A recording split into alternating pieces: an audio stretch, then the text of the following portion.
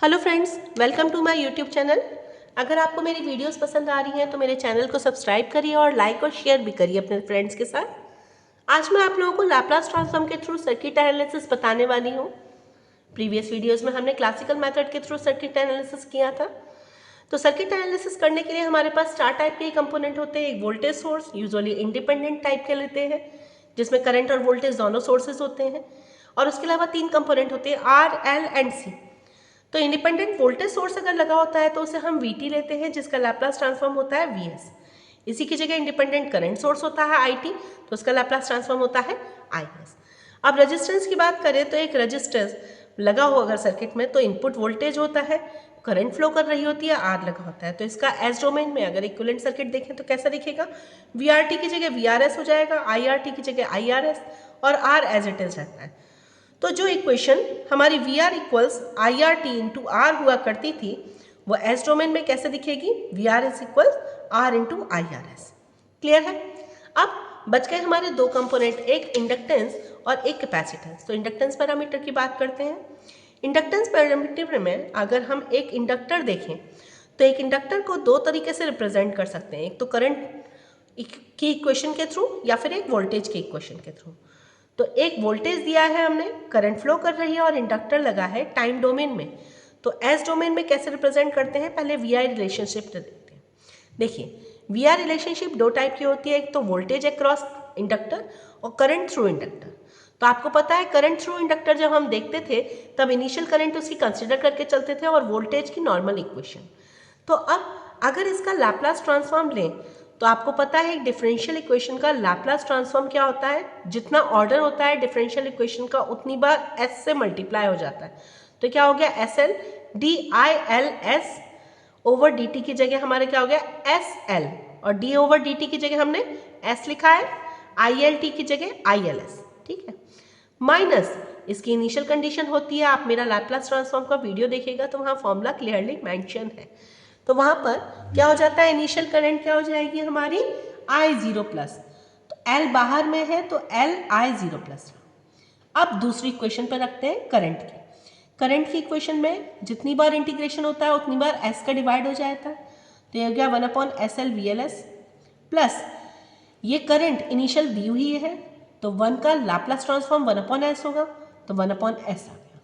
तो ये दोनों इक्वेशन से अगर हम रिप्रेजेंट करें तो एक तो हो जाएगा कि एक वोल्टेज इक्वल्स इसके अक्रॉस वोल्टेज। तो इसके अक्रॉस वोल्टेज क्या हो गया, S L into I L S minus, minus का साइन का मतलब क्या हुआ, देखिए ये हमारा साइन है प्लस माइनस का, तो यहां से चले माइनस प्लस, यहां से चले प्लस माइनस, यहां से चले प्लस माइनस। तो यहां पर हमारे पास में जब करंट फ्लो करेगी तो करंट हमेशा माइनस से प्लस की तरफ, हमारा प्लस से माइनस की तरफ फ्लो करती है। तो यहाँ पर आप देख रहे हैं ये दोनों अपोजिट साइन के हो गए। अपोजिट साइन मतलब ये हमारा LIL अपोजिट साइन में आ गया। अच्छा, आप यहाँ पर देखिए करंट यूजुअली हम इससे ही रिप्रेजेंट करते हैं। अब हमारी करंट की इक्वेशन क्या बनी, ये वाली। इस वाली इक्वेशन में करंट दो ब्रांचेस में जा रही है, इसमें और इसमें।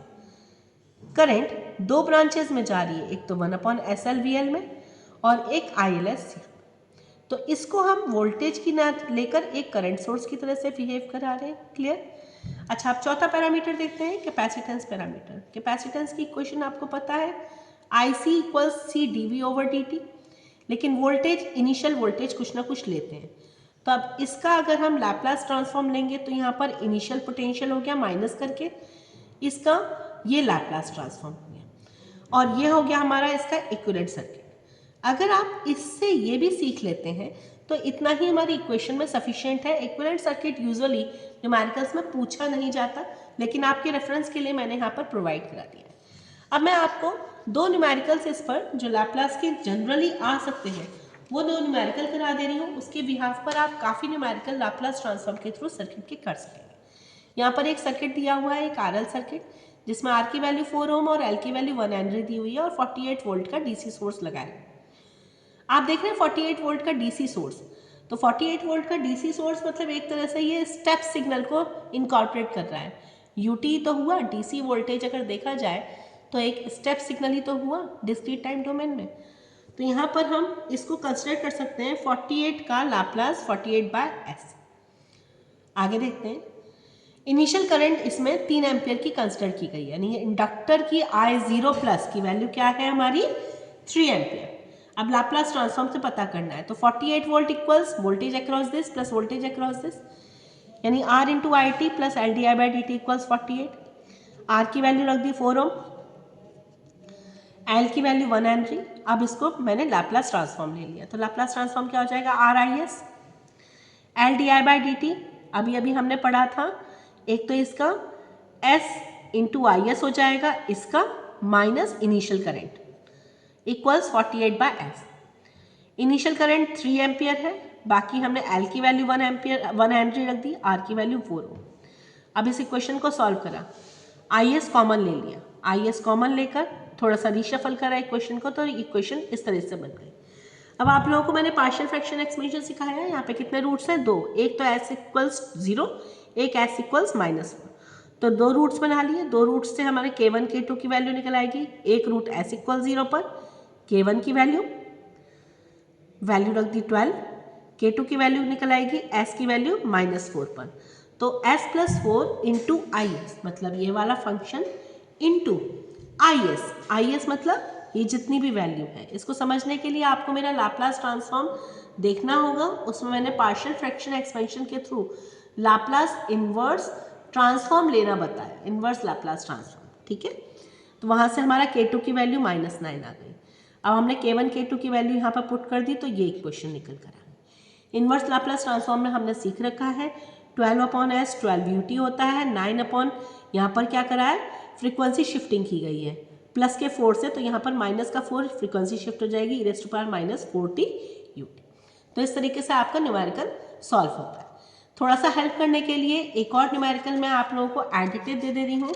इस न्यूमेरिकल में हमने क्या किया है, इस न्यूमेरिकल में एक RLC सर्किट कंसिडर किया है, लेकिन इस RLC सर्किट में बैटरी नहीं है, ये जो कैपेसिटर है ये ऑलरेडी चार्ज है। तो consider a series RLC circuit, initially capacitor is charge to 1 volt, ठीक। तो इक्वेशन कैसे बनेगी हमारी, एक पोटेंशियल सोर्स होता तो वो voltage equal this plus this plus this होता, लेकिन अब पोटेंशियल क्या हो जाएगा, वो वोल्टेज तो 0 है, दिस प्लस दिस होगा। इस वाले में भी जो अभी इनिशियली चार्ज है वो वोल्टेज भी एडिटिव रहेगा। तो आपको पता है इसके across potential L D I by D T, इसके across potential R I T, इसके across potential 1/c integration I T D T, plus जो ऑलरेडी चार्ज है पोटेंशियल VC0 प्लस। तो अब इसका लाप्लास ट्रांसफॉर्म हमने ले लिया।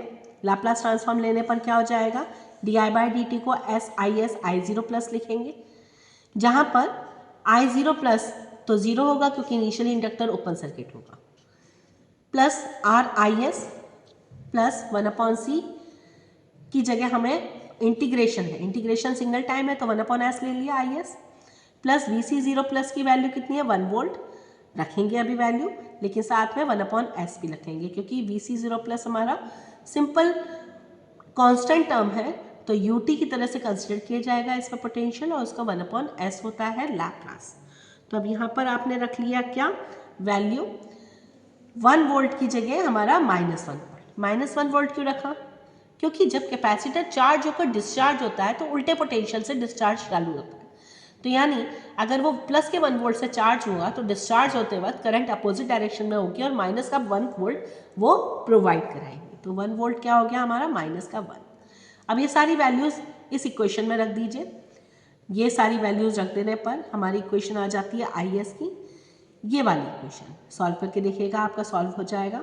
इस इक्वेशन को अगर हम ओपन करें तो इस तरह से लिख सकते हैं, ये आप देख रहे हैं, आपको पता है ω/s² प्लस ω², जिसमें भी s² में भी फ्रीक्वेंसी शिफ्ट है यानी s+a, तो आपको इसका इन्वर्स लाप्लास ट्रांसफॉर्म डायरेक्टली पता है, IT equals e⁻t sin t ut। ut आप लिखे ना लिखे कोई इश्यू नहीं है, क्योंकि अगर ut नहीं भी लिखते हैं तो भी वो अंडरस्टूड होता है कि वहाँ पर ut है। तो इस तरीके से आप किसी भी लाप्लास ट्रांसफॉर्म का न्यूमेरिकल कर सकते हैं।